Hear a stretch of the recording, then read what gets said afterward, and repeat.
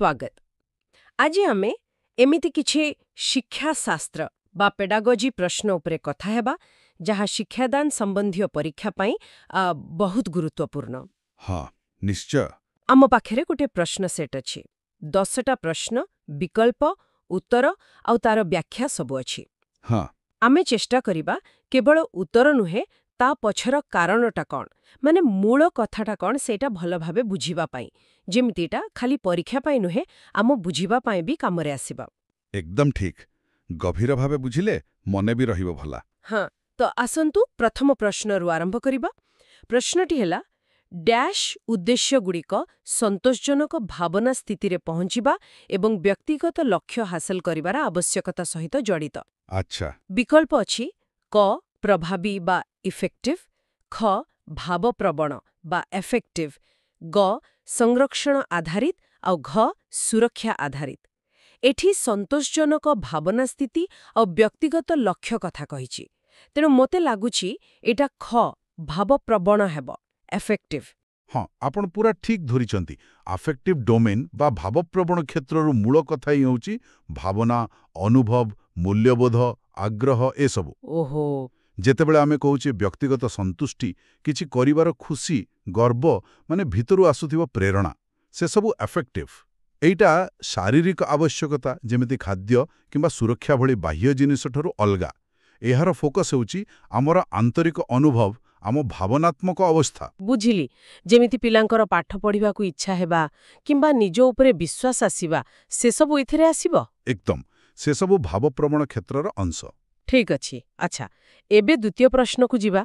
निम्नलिखित मध्यरु केउटी शिक्षण को सकारात्मक भावरे प्रभावित करूथिबा एक कारक माने पॉजिटिव फैक्टर फॉर लर्निंग। विकल्प हेला क विफलतार भय, ख सांगमानंक सह प्रतियोगिता, ग अर्थपूर्ण संजोग बा मीनिंगफुल एसोसिएशन आउ घ पितामातांक चाप। एठी सकारात्मक कथा पचारिछि। हाँ तेबे भय चाप आउ बेले बेले प्रतियोगिता भी एगुड़ा तो नेगेटिव इम्पैक्ट पकाए तेणु अर्थपूर्ण संजोग ही हब निश्चय। बिल्कुल ठीक विश्लेषण।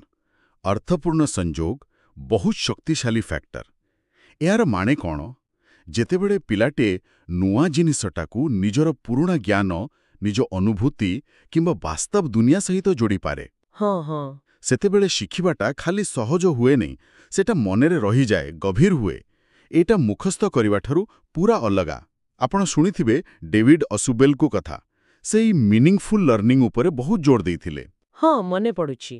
आउ बाकी विकल्प देखंतु विफलतार भय सेटा पिला को आगो को बढ़िबा को देबनी नुआ चेष्टा करिबनी से अत्यधिक प्रतियोगिता माने खाली जितिबा पाई प्रतियोगिता आउ बापा मांकर चाप एसबु मानसिक चाप बढ़ाए जहा शिखिबारे बाधा दिए। तमाने शिक्षकंको काम हेला पाठ को पिलांको जीवन सह जोड़ीबा रेलेवेंट करिबा बहुत जरूरी कथा।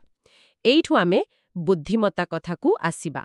प्रश्न 3 स्टर्नबर्ग त्रितांत्रिक तत्व माने ट्रायार्किक थ्योरी द्वारा बुद्धिमत्तार निम्नलिखित तीनोटी दिग को आलोचना करा जाइछि केउटी व्यतीत। ओके केउटा नुहे।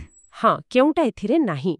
विकल्प अछि क उपादानगत कंपोनेंशियल, ख सामाजिक सोशल, ग अनुभूतिगत एक्सपीरियंशियल और घ प्रासंगिक कंटेक्चुअल। स्टर्नबर्गर मोर जेतिकी मने अछि से एनालिटिकल क्रिएटिव और प्रैक्टिकल इंटेलिजेंस कथा कहिथिले तेबे सामाजिक बुद्धि इथिरे नथिला मते सेमथि लागुछि। आपण ठीक मने पकेइछन्ती। स्टर्नबर्ग बुद्धि को खाली गोटी जिंस भाबे देखु नथिले से तीनिटा मुख्य दिग कहिले। प्रथमटा हेला कंपोनेंशियल जहाकू आमे एनालिटिकल बा विश्लेषणात्मक बुद्धि कहू पाठ पढ़ा प्रॉब्लम सॉल्विंग तथ्य को एनालाइज करिबा एसबु। द्वितीयटी हेला एक्सपीरियंशियल बा क्रिएटिव सृजनात्मक बुद्धि नुआ आइडिया भाबिबा नुआ परिस्थिति रे केमिति चलिबो पुराना अनुभूति को नुआ भाबे व्यवहार करिबा। अच्छा। आउ तृतीयटी हेला कॉन्टेक्चुअल बा प्रैक्टिकल व्यावहारिक बुद्धि जहाकू आमे साधारण भाषारे दुनियादारी बा स्ट्रीट स्मार्ट्स कहि परिबा। आउ कोन माने निज परिवेश सह खाप खुआई चलिबा रियल लाइफ प्रॉब्लम सॉल्व करिबा। हाँ हाँ तेणु कंपोनेंशियल एक्सपीरियंशियल कॉन्टेक्चुअल ए तीनिटा तांको थियोरीर अंश। ସାମାଜିକ ବୁଦ୍ଧିମତ୍ତା ବା ସୋଶାଲ ଇଣ୍ଟେଲିଜେନ୍ସ ସେଟା ଏକ ଅଲଗା କନସେପ୍ଟ। ଥର୍ଣ୍ଡାଇକ୍ ଏହା ବିଷୟରେ କହିଥିଲେ, ପରେ ଡାନିଏଲ ଗୋଲମ୍ୟାନ୍ ବି କହିଛନ୍ତି। କିନ୍ତୁ ଷ୍ଟର୍ନବର୍ଗଙ୍କ ଏ ତିନିଟା ଭିତରେ ସେଟା ସିଧାସଳଖ ନାହିଁ। ବହୁତ ବଢ଼ିଆ ଭାବେ ବୁଝେଇ ଦେଲେ। ତାହେଲେ ଷ୍ଟର୍ନବର୍ଗ ବୁଦ୍ଧିର ବ୍ୟାପକତା ଦେଖେଇଲେ। ଆଉ ଜଣେ ବି ଅଛନ୍ତି ଯେ ବୁଦ୍ଧିକୁ ନେଇ ବହୁତ କାମ କରିଛନ୍ତି, ହାୱାର୍ଡ ଗାର୍ଡନର। ଆମର ଚତୁର୍ଥ ପ୍ରଶ୍ନ ସେଇଆ, ହାୱାର୍ଡ ଗାର୍ଡନରଙ୍କ ବହୁମୁଖୀ ବୁଦ୍ଧିମତ୍ତା ତତ୍ତ୍ୱ ମଲ୍ଟିପଲ୍ ଇଣ୍ଟେଲିଜେନ୍ସେସ୍ ଥିଓରି କେଉଁ ବିଷୟ ଉପରେ ଗୁରୁତ୍ୱ ଦିଏ? ଗାର୍ଡନର ବହୁତ ଇଣ୍ଟରେଷ୍ଟିଂ। ବିକଳ୍ପ ଅଛି କ ସାଧାରଣ ବୁଦ୍ଧିମତ୍ତା ଜେନେରାଲ ଇଣ୍ଟେଲିଜେନ୍ସ, ଖ ସ୍କୁଲରେ ଦରକାର ହେଉଥିବା ସାଧାରଣ ଦକ୍ଷତା, ଗ ପ୍ରତ୍ୟେକ ବ୍ୟକ୍ତିର ଅନନ୍ୟ ଦକ୍ଷତା ଦ ୟୁନିକ୍ ଅବିଲିଟିଜ୍ ଅଫ୍ ଇଚ୍ ଇଣ୍ଡିଭିଜୁଆଲ, ଆଉ ଘ ପିଲାଙ୍କ ଭିତରେ କଣ୍ଡିସନିଂ ଦକ୍ଷତା। ଗାର୍ଡନରଙ୍କ ନାଁ ଆସିଲେ ହିଁ ବହୁମୁଖୀ କଥା ମନକୁ ଆସେ। ତେଣୁ ଏଇଟା ତ ନିଶ୍ଚୟ ଗ ହେବ, ପ୍ରତ୍ୟେକ ବ୍ୟକ୍ତିର ୟୁନିକ୍ ଅବିଲିଟିଜ୍। ଏଇଟା ବହୁତ ମଜାଦାର କନସେପ୍ଟ ମୋତେ ଲାଗେ। ନିଶ୍ଚିତ ଭାବରେ। ଆଉ ଏଇଟା ଗୋଟେ ବଡ଼ ପରିବର୍ତ୍ତନ ଆଣିଥିଲା ଚିନ୍ତାଧାରାରେ। କାରଣ ଆଗରୁ ଯୋଉ ଆଇକ୍ୟୁ ଟେଷ୍ଟ ହେଉଥିଲା ସେଟା ମୁଖ୍ୟତଃ ଭାଷା ଆଉ ଗଣିତ ଉପରେ ଜୋର ଦେଉଥିଲା। ହଁ, ଗାର୍ଡନର କହିଲେ, ନାଇଁ, ବୁଦ୍ଧି ଗୋଟିଏ ନୁହେଁ, ଅନେକ ପ୍ରକାରର ଅଛି, ଆଉ ଏଗୁଡ଼ା ପରସ୍ପରଠୁ ଅଲଗା। ସେ ଆରମ୍ଭରୁ 7ଟା, ପରେ 8ଟା, ଏମିତି କେତେ ପ୍ରକାରର ବୁଦ୍ଧି କଥା କହିଲେ, ଯେମିତି ଲିଙ୍ଗୁଇଷ୍ଟିକ୍ ଭାଷାଗତ, ଲଜିକାଲ ମ୍ୟାଥମେଟିକାଲ ଯୁକ୍ତି ଗାଣିତିକ, ମ୍ୟୁଜିକାଲ ସାଙ୍ଗୀତିକ, ସ୍ପେଶିଆଲ ସ୍ଥାନିକ, ବଡିଲି କାଇନେସ୍ଥେଟିକ୍ ଶାରୀରିକ କାଇନେସ୍ଥେଟିକ୍ ଯେମିତି ଖେଳାଳି ବା ଡାନ୍ସରଙ୍କ ପାଖରେ ଥାଏ, ଆଉ ଇଣ୍ଟରପର୍ସନାଲ ଅନ୍ୟକୁ ବୁଝିବା, ଇଣ୍ଟ୍ରାପର୍ସନାଲ ନିଜକୁ ବୁଝିବା, ନ୍ୟାଚୁରାଲିଷ୍ଟ ପ୍ରକୃତିକୁ ବୁଝିବା। ବାଃ, ତେବେ ସବୁଠୁ ବଡ଼ କଥା ହେଲା, ସେ କହିଲେ ପ୍ରତ୍ୟେକ ଲୋକ ପାଖରେ ଏସବୁ ବୁଦ୍ଧିର ଗୋଟେ ୟୁନିକ୍ କମ୍ବିନେସନ୍ ଥାଏ। କିଏ ଗୋଟେରେ ଭଲ ତ କିଏ ଆଉ ଗୋଟେରେ। ଏଇଟା ଶିକ୍ଷାରେ ବ୍ୟକ୍ତିଗତ ବିଭିନ୍ନତାକୁ ଗୁରୁତ୍ୱ ଦିଏ। ମାନେ ସବୁ ପିଲାଙ୍କ ଭିତରେ ଅଲଗା ଅଲଗା ପ୍ରତିଭା ଥାଇପାରେ, ତାକୁ ଚିହ୍ନିବା ଆଉ ବିକାଶ କରିବା ଦରକାର। ବାଃ, ତାମାନେ କେହି ଯଦି ପାଠରେ ଭଲ କରୁନି, ହୁଏତ ସେ ଗୀତରେ ବହୁତ ଭଲ ହେଇଥିବ କିମ୍ବା ଖେଳରେ। ଏଇଟା ତ ପିଲାଙ୍କୁ ଦେଖିବାର ପୁରା ନଜରିଆ ବଦଳେଇ ଦଉଛି। ଆଚ୍ଛା, ଏବେ ଟିକେ ଭାଷା ଆଡ଼କୁ ଯିବା। ପଞ୍ଚମ ପ୍ରଶ୍ନ, ଥ, ଫ, ଚ ଧ୍ୱନିଗୁଡ଼ିକ ହେଉଛି ବିକଳ୍ପ ଅଛି କ ରୂପଗ୍ରାମ ବା ମର୍ଫିମ୍ସ, ଖ ବର୍ଣ୍ଣଗ୍ରାମ ବା ଗ୍ରାଫିମ୍ସ, ଗ ଶବ୍ଦକୋଷ ବା ଲେକ୍ସିମ୍ସ, ଆଉ ଘ ଧ୍ୱନିଗ୍ରାମ ବା ଫୋନିମ୍ସ। ଏଗୁଡ଼ା ତ ସବୁ ଧ୍ୱନି ସାଉଣ୍ଡ, ତେଣୁ ଧ୍ୱନିଗ୍ରାମ ମାନେ ଫୋନିମ୍ସ ହିଁ ହବ। ହଁ, ଏକଦମ ଠିକ୍। ଏଗୁଡ଼ିକ ହେଉଛି ଫୋନିମ୍। ଭାଷା ବିଜ୍ଞାନରେ ଫୋନିମ୍ ହେଉଛି ସବୁଠୁ ଛୋଟ ଧ୍ୱନିର ଏକକ, ଯାହା ଅର୍ଥ ବଦଳାଇ ପାରେ। ଓହୋ, ଅର୍ଥ ବଦଳାଇ ପାରେ। ହଁ, ଯେମିତି ଆପଣ ଓଡ଼ିଆରେ ଦେଖନ୍ତୁ, ପାଳ ଆଉ ଫାଳ, ଖାଲି ପ ବଦଳରେ ଫ ଧ୍ୱନି ଆସିଲା, ଆଉ ଅର୍ଥ ପୁରା ବଦଳିଗଲା। ସେହିପରି ଇଂରାଜୀରେ ଥିଙ୍କ ଯେମିତି ଥିଙ୍କରେ, ପିଏଚ୍ ଯେମିତି ଗ୍ରାଫରେ, ସିଏଚ୍ ଯେମିତି ଚେୟାରରେ, ଏଗୁଡ଼ିକ ଗୋଟିଏ ଗୋଟିଏ ଫୋନିମ୍। ଆଚ୍ଛା, ତାହେଲେ ମର୍ଫିମ୍ ଆଉ ଗ୍ରାଫିମ୍ କ'ଣ? ଭଲ ପ୍ରଶ୍ନ। ମର୍ଫିମ୍ ହେଉଛି ଅର୍ଥର ସବୁଠୁ ଛୋଟ ଏକକ। ଯେମିତି ବେ ଯଥା ବେକାରରେ, ବେର ଅର୍ଥ ହେଉଛି ବିନା, କିମ୍ବା ଘର ଶବ୍ଦରେ ଘର ନିଜେ ଗୋଟେ ମର୍ଫିମ୍। ଆଉ ଗ୍ରାଫିମ୍ ହେଲା ଲେଖିବାର ସଂକେତ ବା ଅକ୍ଷର। ଯେମିତି ଫ ଧ୍ୱନି ପାଇଁ ଆମେ ଫ ଲେଖୁଛୁ, ସେଟା ଗ୍ରାଫିମ୍, କିମ୍ବା ଇଂରାଜୀରେ ପିଏଚ୍ ଦୁଇଟା ଅକ୍ଷର ମିଶି ଗୋଟେ ଫ ଧ୍ୱନି ପାଇଁ ବ୍ୟବହାର ହେଉଛି, ତ ପିଏଚ୍ ହେଲା ଗ୍ରାଫିମ୍। ଓହୋ, ବହୁତ ସ୍ପଷ୍ଟ ହେଇଗଲା ଏବେ। ଧ୍ୱନି, ଅର୍ଥ ଆଉ ଲେଖନ। ଠିକ୍ ଅଛି। ଏହାପରେ ଆସୁଛି ବ୍ୟକ୍ତିଗତ ପାର୍ଥକ୍ୟ ବା ଇଣ୍ଡିଭିଜୁଆଲ ଡିଫରେନ୍ସେସ୍। ଷଷ୍ଠ ପ୍ରଶ୍ନ, ବିଦ୍ୟାଳୟଗୁଡ଼ିକ ବ୍ୟକ୍ତିଗତ ପାର୍ଥକ୍ୟ ପୂରଣ କରିବା ଉଚିତ। କାହିଁକି କରିବା ଉଚିତ? ବିକଳ୍ପ ଅଛି କ ପାର୍ଥକ୍ୟକୁ କମ୍ କରିବା ପାଇଁ, ଖ ସମସ୍ତଙ୍କର ଦକ୍ଷତା ସମାନ କରିବା ପାଇଁ, ଗ ଛାତ୍ରଛାତ୍ରୀମାନେ କାହିଁକି ଶିଖିବାକୁ ସକ୍ଷମ ବା ଅକ୍ଷମ ତାହା ବୁଝିବା ପାଇଁ, ଘ ପିଲାଙ୍କୁ ସ୍ୱତନ୍ତ୍ର ଅନୁଭବ କରାଇବା ପାଇଁ। ଏଠି ମୋତେ ଲାଗୁଛି ସମସ୍ତଙ୍କୁ ସମାନ କରିବା ତ ଲକ୍ଷ୍ୟ ନୁହେଁ। କାହିଁକି ଜଣେ ପାରୁଛି ଜଣେ ପାରୁନି ସେଇଟା ବୁଝିବା ବେଶୀ ଜରୁରୀ। ତେଣୁ ଗ ହେବ ବୋଧେ। ଆପଣଙ୍କ ଯୁକ୍ତି ଏକଦମ ସଠିକ୍। କ୍ଲାସରୁମ୍ରେ ତ ଆମେ ସବୁବେଳେ ଦେଖୁ ଯେ କୌଣସି ଦୁଇଟା ପିଲା ପୁରା ସମାନ ନୁହନ୍ତି। କିଏ ଶୀଘ୍ର ବୁଝେ, କିଏ ଧୀରେ, କାହାର ଗୋଟେ ବିଷୟର ଆଗ୍ରହ ତ କାହାର ଆଉ ଗୋଟେରେ। ଏଇ ଯୋଉ ପାର୍ଥକ୍ୟ ଅଛି, ତାକୁ ସ୍କୁଲ ବା ଶିକ୍ଷକ ବୁଝିବା ଦରକାର। କାହିଁକି? ହଁ, କାହିଁକି? କାରଣ ସେଇଟା ବୁଝିଲେ ଯାଇ ଜଣାପଡ଼ିବ କେଉଁ ପିଲା ପାଇଁ କେମିତି ପଢ଼େଇଲେ ଭଲ ହବ, କିଏ କେଉଁଠି ଅସୁବିଧା ଭୋଗୁଛି, କାହାର କ'ଣ ଷ୍ଟ୍ରେଙ୍ଗଥ୍ ଅଛି। ଏସବୁ ଜାଣିଲେ ଶିକ୍ଷକ ନିଜେ ଟିଚିଂ ମେଥଡକୁ ଆଡଜଷ୍ଟ କରିପାରିବେ। ଲକ୍ଷ୍ୟ ପାର୍ଥକ୍ୟକୁ ମିଟାଇବା ନୁହେଁ, ବରଂ ପ୍ରତ୍ୟେକ ପିଲାକୁ ତାର ନିଜସ୍ୱ ଢଙ୍ଗରେ ଶିଖିବାରେ ସାହାଯ୍ୟ କରିବା। ବୁଝିଲି। ତାମାନେ ପାର୍ଥକ୍ୟକୁ ସ୍ୱୀକାର କରି ସେହି ଅନୁସାରେ ବ୍ୟବସ୍ଥା କରିବା। ଆଚ୍ଛା, ତେବେ ସ୍କୁଲ କେମିତି ଏଥିରେ ସାହାଯ୍ୟ କରିପାରିବ? ଏଇଟା ହେଲା ଆମର ସପ୍ତମ ପ୍ରଶ୍ନ। ଛାତ୍ରଛାତ୍ରୀଙ୍କ ମଧ୍ୟରେ ଥିବା ବ୍ୟକ୍ତିଗତ ପାର୍ଥକ୍ୟକୁ ସମାଧାନ କରିବା ପାଇଁ ଏକ ବିଦ୍ୟାଳୟ କି ପ୍ରକାର ସହାୟତା ପ୍ରଦାନ କରିପାରିବ? କ'ଣ କରିହବ? ବିକଳ୍ପଗୁଡ଼ିକ ହେଲା କ. ଶିଶୁକେନ୍ଦ୍ରିକ ପାଠ୍ୟକ୍ରମ ଆଉ ଏକାଧିକ ଶିକ୍ଷଣ ସୁଯୋଗ ଦେବା। ଖ. ପାର୍ଥକ୍ୟ ଦୂର କରିବାକୁ ସବୁ ଚେଷ୍ଟା କରିବା। ଗ. ଧୀର ପିଲାଙ୍କୁ ସ୍ୱତନ୍ତ୍ର ସ୍କୁଲ ପଠାଇବା। ଘ. ସମସ୍ତଙ୍କ ପାଇଁ ଗୋଟିଏ ପ୍ରକାରର ପାଠ୍ୟକ୍ରମ ରଖିବା। ଏବେ ଯାହା ଆଲୋଚନା ହେଲା ସେଇ ହିସାବରେ ତ କ ହିଁ ଠିକ୍ ଲାଗୁଛି, ଚାଇଲ୍ଡ ସେଣ୍ଟର୍ଡ ଆଉ ମଲ୍ଟିପଲ୍ ଅପରଚ୍ୟୁନିଟିଜ୍। ନିଶ୍ଚିତ ଭାବରେ। ଯଦି ଆମେ ବାସ୍ତବରେ ବ୍ୟକ୍ତିଗତ ପାର୍ଥକ୍ୟକୁ ଗୁରୁତ୍ୱ ଦେବା, ତେବେ ପ୍ରଥମ କଥା ହେଲା ଶିଶୁ କେନ୍ଦ୍ରିକ ଆଭିମୁଖ୍ୟ। ମାନେ ପିଲାକୁ କେନ୍ଦ୍ରରେ ରଖି ପାଠ୍ୟକ୍ରମ, ଶିକ୍ଷାଦାନ ପଦ୍ଧତି ସବୁ ତିଆରି ହେବ। ଏହା ସହିତ ଏକାଧିକ ଶିକ୍ଷଣ ସୁଯୋଗ କଥାଟା ବହୁତ ଗୁରୁତ୍ୱପୂର୍ଣ୍ଣ। କେମିତି?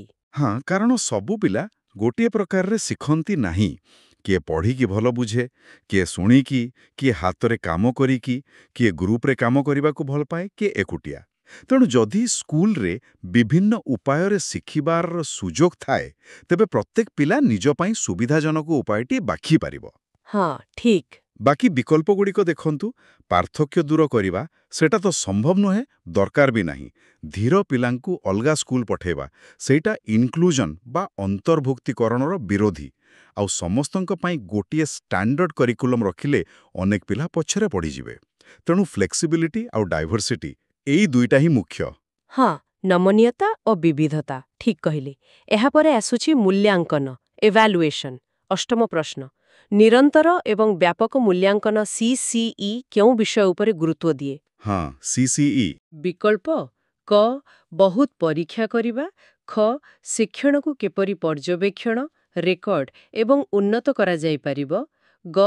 ପରୀକ୍ଷାକୁ ପାଠପଢ଼ା ସହ ମିଶାଇବା। ଘ. ବୋର୍ଡ ପରୀକ୍ଷାର ଅନାବଶ୍ୟକତା। CCE କହିଲେ ସାଧାରଣତଃ ବହୁତ ପରୀକ୍ଷା କଥା ହିଁ ମନକୁ ଆସେ, କିନ୍ତୁ ଖରେ ଯୋଉ ଉନ୍ନତ କରିବା କଥା ଅଛି ସେଇଟା ବେଶୀ ଗୁରୁତ୍ୱପୂର୍ଣ୍ଣ ଲାଗୁଛି। ତେଣୁ ଖ ହୋଇପାରେ କି? ଆପଣ ପୁଣି ଠିକ୍ ଦିଗରେ ଅଛନ୍ତି। CCEକୁ ନେଇ ଏଇଟା ଗୋଟେ ବଡ଼ ଭୁଲ ଧାରଣା ଯେ ଏହାର ମାନେ ଖାଲି ବର୍ଷ ସାରା ଟେଷ୍ଟ ଆଉ ଏକ୍ଜାମ। ହଁ, ମୋର ବି ସେୟା ଧାରଣା ଥିଲା। କିନ୍ତୁ ତାର ପ୍ରକୃତ ମର୍ମ ଅଲଗା। ନିରନ୍ତର ବା କଣ୍ଟିନ୍ୟୁଅସ୍ ମାନେ ଇଭାଲୁଏସନ୍ ଖାଲି ଟର୍ମ ଏଣ୍ଡରେ ନୁହେଁ, ପୁରା ଶିକ୍ଷାଦାନ ପ୍ରକ୍ରିୟା ସମୟରେ ଚାଲିବ। ଆଉ ବ୍ୟାପକ ବା କମ୍ପ୍ରିହେନ୍ସିଭ୍ ମାନେ ଖାଲି ପାଠ, ସ୍କଲାଷ୍ଟିକ୍ ନୁହେଁ, ପିଲାର ଅନ୍ୟ ଦିଗଗୁଡ଼ିକ ଯେମିତି ତାର ଚିନ୍ତା କରିବା ଶୈଳୀ, ସାମାଜିକ ଗୁଣ, କଳା, ଖେଳକୁଦ, କୋ-ସ୍କଲାଷ୍ଟିକ୍ ଏସବୁ ବି ଦେଖାଯିବ। ଆଚ୍ଛା। କିନ୍ତୁ ସବୁଠୁ ଇମ୍ପର୍ଟାଣ୍ଟ ହେଉଛି ଖରେ କୁହାଯାଇଥିବା କଥା। ଏ ଯୋଉ ଇଭାଲୁଏସନ୍ ହେଉଛି ତାର ଉଦ୍ଦେଶ୍ୟ କ'ଣ? ଉଦ୍ଦେଶ୍ୟ ହେଉଛି ଏଥିରୁ ଯାହା ଜଣାପଡ଼ିଲା ତାକୁ ବ୍ୟବହାର କରି ଲର୍ଣ୍ଣିଂକୁ କେମିତି ଇମ୍ପ୍ରୁଭ୍ କରାଯିବ। ଏଟା ଶିକ୍ଷକଙ୍କୁ ଫିଡ୍ବ୍ୟାକ୍ ଦିଏ, ପିଲାମାନଙ୍କୁ ଫିଡ୍ବ୍ୟାକ୍ ଦିଏ, କେଉଁଠି ଭଲ ହେଉଛି, କେଉଁଠି ଅସୁବିଧା ଅଛି, କ'ଣ କରିବା ଦରକାର। ଏଟାକୁ ଫର୍ମେଟିଭ୍ ଆସେସମେଣ୍ଟ କୁହାଯାଏ, ଯାହା ଲର୍ଣ୍ଣିଂ ପ୍ରୋସେସ୍ର ଗୋଟେ ଅଂଶ। ବାଃ, ତାହେଲେ CCE ଖାଲି ମାପିବା ପାଇଁ ନୁହେଁ, ବରଂ ସାହାଯ୍ୟ କରିବା ପାଇଁ, ସୁଧାରିବା ପାଇଁ। ବହୁତ ଭଲ। ଏବେ ନବମ ପ୍ରଶ୍ନ। ଶିକ୍ଷଣ ପାଇଁ ପ୍ରସ୍ତୁତି ବା ରେଡିନେସ୍ ଫର୍ ଲର୍ଣ୍ଣିଂ କାହାକୁ ସୂଚାଏ? ରେଡିନେସ୍। ବିକଳ୍ପ କ. ପିଲାଙ୍କ ସାଧାରଣ ଦକ୍ଷତା ସ୍ତର। ଖ. ଶିକ୍ଷଣ କ୍ରମରେ ପିଲାଙ୍କର ବର୍ତ୍ତମାନର ଜ୍ଞାନଗତ ସ୍ତର, ପ୍ରେଜେଣ୍ଟ କଗ୍ନିଟିଭ୍ ଲେଭେଲ୍। ଗ. ଶିକ୍ଷଣ କାମଟା କେତେ ମଜାଦାର ଅଛି। ଘ. ଥର୍ଣ୍ଡାଇଙ୍କ ପ୍ରସ୍ତୁତି ନିୟମ। ପ୍ରସ୍ତୁତି ଶବ୍ଦଟାରୁ ଲାଗୁଛି ଯେ ପିଲାଟି ବର୍ତ୍ତମାନ କେତେ ରେଡି ଅଛି ନୂଆ ଜିନିଷ ଶିଖିବା ପାଇଁ। ତାର କଗ୍ନିଟିଭ୍ ଲେଭେଲ୍ କ'ଣ? ତେଣୁ ଖଟା ବେଶୀ ଠିକ୍ ଲାଗୁଛି। ରେଡିନେସ୍ର କନସେପ୍ଟ ଏଇଆ ହିଁ। କୌଣସି ନୂଆ ଜିନିଷ ଶିଖିବା ପାଇଁ ଜଣେ ପିଲା ମାନସିକ, ଭାବନାତ୍ମକ ଆଉ ଶାରୀରିକ ସ୍ତରରେ କେତେ ପ୍ରସ୍ତୁତ ଅଛି ତାହା ହିଁ ରେଡିନେସ୍। ଏଟା ଦୁଇଟା ମୁଖ୍ୟ ଜିନିଷ ଉପରେ ନିର୍ଭର କରେ। କ'ଣ ସେ ଦୁଇଟା? ଗୋଟିଏ ହେଲା ମ୍ୟାଚୁରେସନ୍ ବା ପରିପକ୍ୱତା।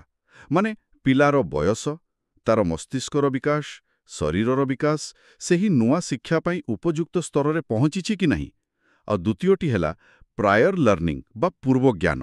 ମାନେ ନୂଆ ଜିନିଷଟାକୁ ବୁଝିବା ପାଇଁ ଯେଉଁ ବେସିକ୍ ଜ୍ଞାନ ଦରକାର ସେଟା ତା ପାଖରେ ଅଛି କି ନାହିଁ।